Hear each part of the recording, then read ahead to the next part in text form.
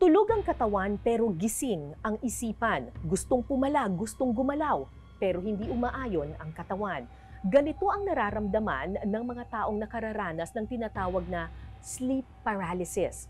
May kakambal daw itong kababalaghan, pero para sa ilan, senyales na pala ito ng mas malalim na problema. Kung may anino raw ng nakaraan na hindi na raw maaalis sa alaala ni Joel.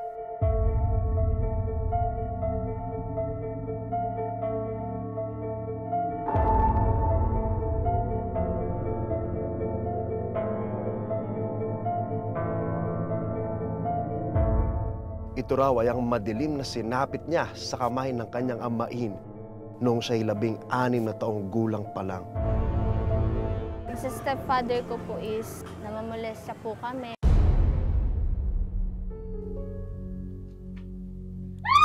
Tapos nabobosohan. Siyempre, active ako sa school, tapos biglang parang hindi na ako na-socialize ba. Ayoko na makipag sa ibang tao, ganun. Parang kinulong ko yung sarili ko. Pero hindi pa rito nagtapos ang kalbaryo ni Joel. Kapag kasi po yung stepfather ko nagiinom, uuwi, walang pagkain, masasaktan po yung nanay ko.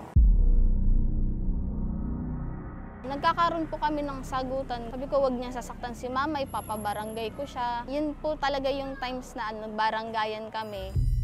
Isang gabi po noon, mga 11 p.m., bigla pong namatay yung ilaw sa kwarto namin.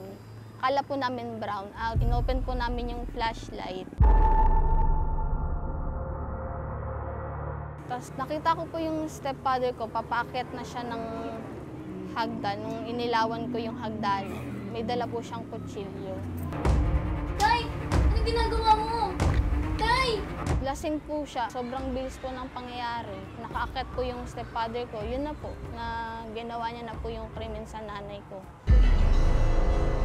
Noong gabing iyon, kitang-kita raw ng kanyang dalawang mata kung paano walang awang pinagsasaksak ng kanyang amain ang pinakamamahal niyang ina.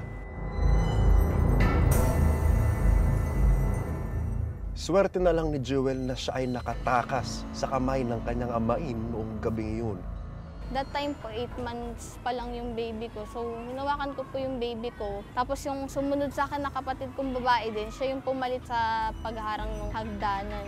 Tapos ako nun, hawak ko po yung baby ko, tumakbo po ako pababa. Nagsisigaw po ako ng tulong. Tapos yung tenant po ng lola ko sa first floor, hinila niya na po ako. Siguro po, kaya niya nagawa yun, nakita niya na po yung stepfather ko na bumaba na din sa hagdan, aambahan na din po ako ng saksak. Tinago na po ako ng isa ko pa pong tita sa bahay ng grandma ko. Hindi ko na po alam yung nangyari sa nanay ko noon kasi tinago po nila ako, ayaw nila ako palabasin.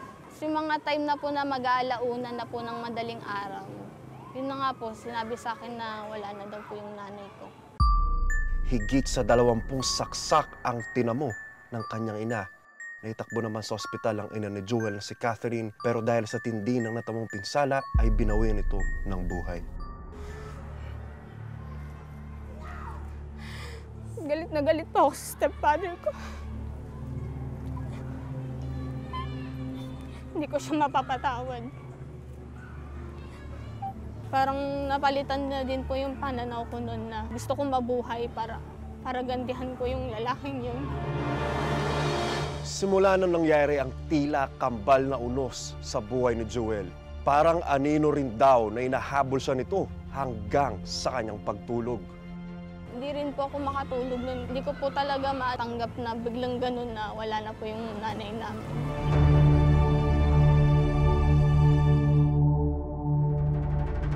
Sa pagtulog na lang sana makakaranas si Joel ng onting pahinga at pansamantalang katahimikan. Pero hanggang dito ay hindi siya nilulubayan na mga imaheng dulot sa kanya ay matinding takot at pangamba.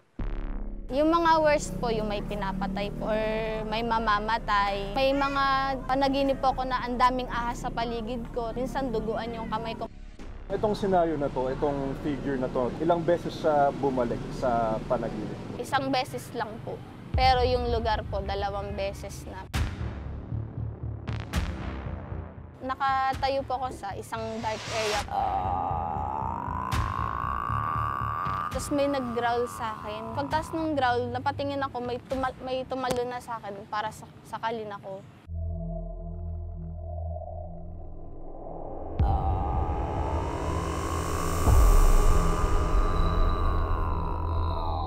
Tapos habang sinasakal niya po ako, tumatalon siya sa tiyan ko, sa dibdib ko. Tapos sumisigaw siya sa mukha ko. Malaki po siya, tapos itim po. Nanlalaban po ako. Wala na po akong magawang paraan para manlaban pa sa kanya.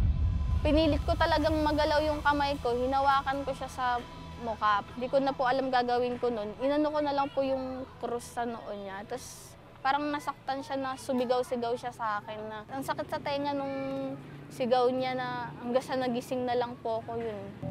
Para kay Jewel, tila imahe ng demonyo ang nakakaharap niya sa kanyang mga panaginip. Hindi lang isang beses niya itong nakikita, kundi pa ulit-ulit. Hinawakan ko na lang po ulit. Katulad po nung ginawa ko doon sa maliit na yun. Naramdaman ko po talaga yung etong thumb ko na lumubog talaga sa mukha niya or mata niya ba yun. Ang asawa niyang si Mark na katabi niyang matulog ang sanay mapaghuhugutan niya ng lakas ng loob. Pero maging siya, tila naging bihag na rin ng bangungot. Kung imahe ng itim na lalaki ang buhabagabag kay Jewel, babaeng itim naman daw ang naghasik ng lagim kay Mark. Nakadapa ako nun, titihaya ako, pero nilalabanan ko. May nakita akong nakahawak sa mukha ko. Itim siya, walang mukha, medyo madilim din, di ko alam kung ano yung tsura niya. Basta itim, pure itim. Babae siya kasi nakita ko yung buhok niya, may buhok siya mahaba. Marahas na nakaraan din ang suspetsya ni Mark kung bakit tila tumatawid sa kanya ang masasamang panaginip ng asawa. Nakadaya na ako nung bata, bawal lumabas. Tulong po! Tulong po! Naintindihan ko, nung lumaki ako, naintindihan ko kasi lola ko rin naman, lumaki rin sa mahigpit na pamilya. Bilang mag-isa nga ako, lumalaki ako mag-isa. Tapos yung bahay namin, walang masayang alaala, puro lungkot, galit. Ang pagsasama ni na Mark at Jewel, pagbubuklo rin pala hindi lang ng kanilang pag-ibig, kundi pati ng mga kahindik-hindik na karanasan na ngayon labis ang nakakaapekto sa kanilang buhay. Kasama ang paranormal investigator na si Ed Kaluwag. Sinadya ng brigada ang kasalukuyang bahay ni na Mark at Jewel kung saan sinasabing nagaganap ang mga pagpaparamdam. Kasi may naramdaman ako pagpasok pero mukhang hindi dito sa bahay. Parang sa inyo. Always yan, meron niyang pinagmulan, may history. And sabi ko nga, sa inyo ko nararamdaman kasi kayo yung merong remnants, parang kayo may bakas. Merong pinanggalingan before. Using dowsing rod, hanapin natin yung spot, no? Dito kayo natutulog? Apo. Okay, tinan natin, ha? Oh. Tinan mo, supposed to be, dapat dito ako makaka-pick up ng energies, okay? So, tinan mo, ha? So, ito yung tinutulugan nyo. Ito mismong spot na to, ito kayo natutulog, so wala, oh. Pero, pag hinintay ko yan, nagumalaw at hanapin kung nasaan yung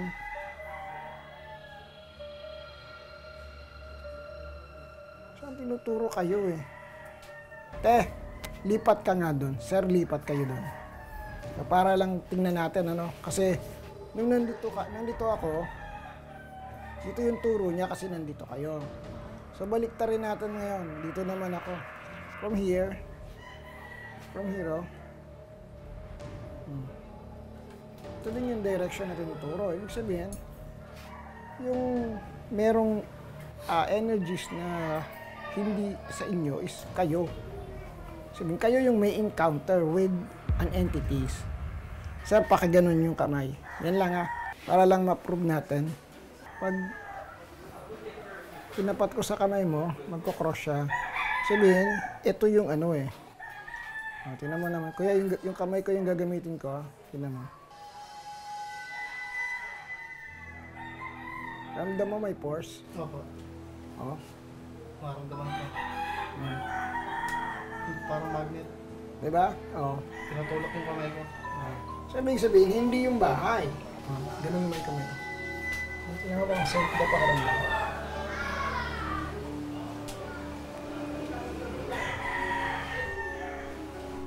Ano yung pakaramdam mo? Sige po. Ha? Anong Meron po. Parang? Parang may something po sa gitna. Ayan o. Ang lamig po. See? Sa kanilang dalawa po, kanino yung may pinakamalakas? Parang sa kanya eh. Kasi siya, merong kakaiba. I sense very strong negative emotions. May nasa-sense akong parang strong sense ng fear, ng takot, traumatic fear. Lakas oh.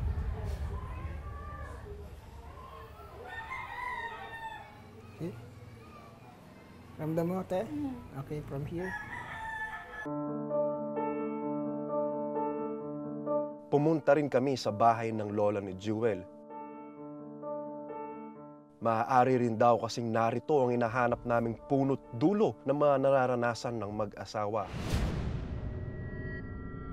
Sa bahay nito nangyari ang pagpaslang kay Catherine, ang ina ni Jewel. In comparison with the two places, no, mas mabigat dito. As in, mabigat. Sa puntong ito, wala pang kahit anong nalalaman si Ed tungkol sa krimeng nasaksihan ni Jewel. Pero nakaramdam kami ng kilabot ng tila tumugma rito ang mga sumunod niyang sinabi. May pakaramdam siya na sobrang, alam niyo, heightened emotion. May parang may galit, may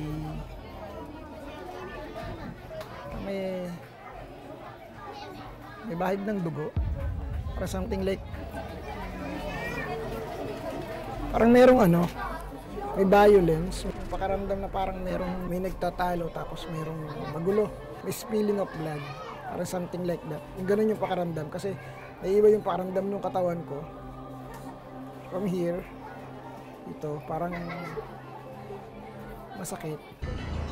Maya-maya pa, tila hindi na kinaya ni Ed ang nararamdaman niyang puwersa. Dito. Tapos,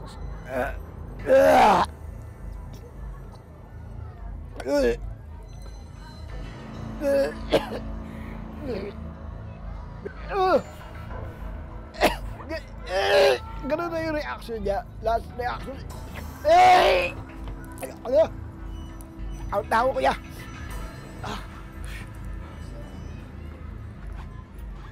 Wala nang gana yung katawan ko. May pinatay dito.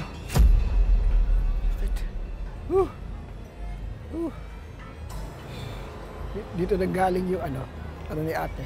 Nag-negative energies ni ate. Dito nanggaling lahat. Dito siya nagmula. Actually, pag-akit ko, may naramdaman lang ako na parang may masakit sa part ng katawan ko. Kung ano yung naramdaman ko sa baba, mas tumitindi lang. Parang may masakit dito. Tapos nagtataytan yung lalamunan. Kaya ako umupo doon kasi every time nandito ako sa area na to, parang ang bigat. Sobrang bigat ng katawan. Tapos pag upo ko doon, biglang may nag-flash na event. Nakita ko yung babae, ang dami niyang dugo, tapos may sumasaksak. Kitchen knife siya na parang plastic yung hawakan. Pinipilit niyang lumaban, pinipilit niyang tumakbo. Kaya lang, nakaano siya nakalin yung kamay. Napilit niyang tumatayo. Kaso may sumasaksak sa kanya. Meron pang part na hinihila yung buhok. Tayo nakita ko yung buhok niya nandito. Dugo na yung dito niya. Malalagot yung hininga dahil parang may tumutulo ng dugo dito. Sobrang intense yung sitwasyon na parang caught unaware yung tao. Na bigla na lang merong sumisigaw siya, nagmumura, may sinasabi siya. Tapos sinasaksak na siya during the time. Jewel, sa'yo, tatanong ko to, pwede mo bang mailarawan sa amin kung ano yung figure ni mama mo? Maliit po siyang babae, tapos mapayat po. Mahaba din na po yung buhok. Tama po yung sinabi ni sir. Anong kutsilyo yung ginamit mong karayom? Yun din po, tama rin po yung sinabi ni sir.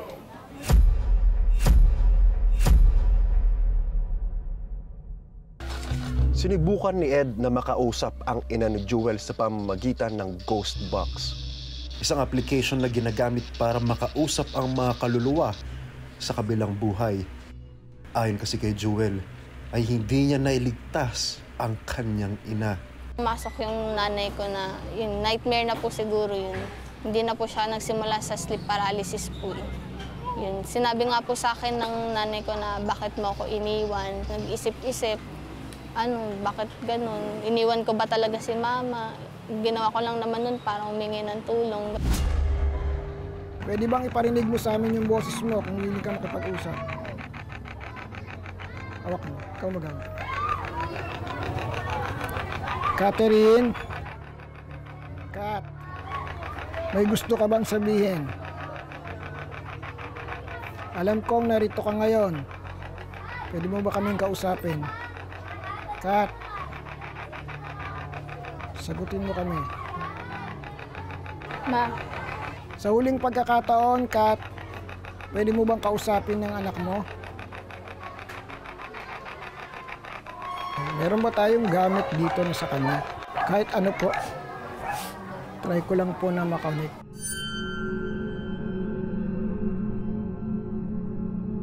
Catherine, gusto kitang makausap. Gusto kang makausap ng anak mo. May gusto ka bang sabihin? Ano ba? Bakit?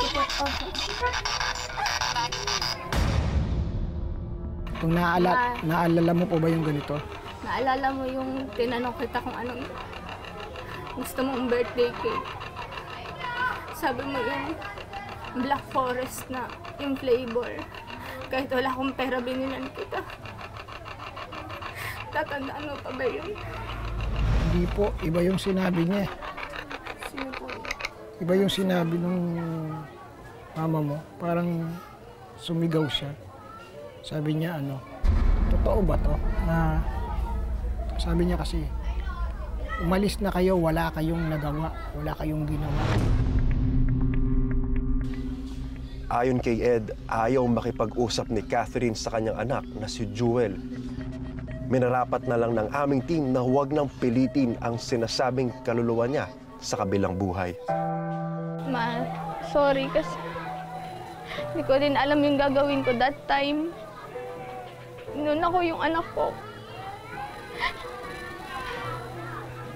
Sa ngayon, sisikapin ko po makatulong sa mga kapatid ko. Kahit wala ka na. Magtutulungan kami ni Casey para sa tatlo pa naming kapatid. Sorry talaga.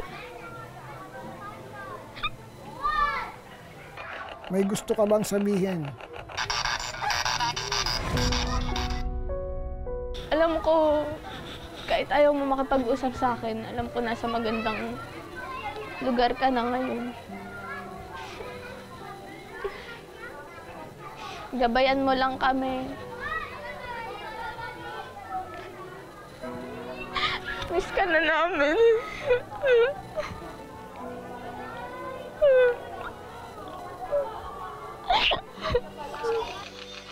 Kung titingnan mo, walang mukha yung drawing, pero merong silhouette. Pwedeng lalaki, pwedeng babae. Kapag ang pinag-usapan natin is mga elementals, may mga elementals sa loob ng panaginip talaga na ganito yung attitude. Which is yung hahawakan ka, o kaya pipilitin kang hilahin, or more, yung iba naman, sinasakal ka. Itong entities na to, ay siya yung creatures of the dreams ba? Parang alam mo yung pag pumasok ka sa dream zone, sila yung mga residents doon. Nandun sila palagi. Ang maganda lang na nangyayari, is yung pag may control ka over your dreams. Whether sasaktan ka nila, pero nakakalaban ka. Kasi ang mahirap is yung hindi ka makakapag-react dun sa gagawin nila. Ito yung creatures na sa loob ng dreams, very powerful to. They attack in numbers. Marami sila lagi kung umatake. Grupo-grupo yan. Aatakehan ka nila, hahabulin ka nila up to the point na makorner ka. Tapos once na na-corner ka nila, ang lagi nilang ginagawa is tatalon sa'yo, sasakalin ka, hihilahin yung part ng katawan mo, pag-aagawan ka nila. Bago namin lisanin ang bahay ni na Jewel at Mark, may payong iniwan si Ed sa mag-asawa. Siguro, unang-una is yung acceptance Yung tanggapin na yung pagkawala, although nawala sa hindi magandang paraan, pero tanggapin pa rin. At then, siguro yung continuously ipag-pray na lang natin na yung kanyang soul makatawid na at pumunta na doon sa dapat na talagang punta.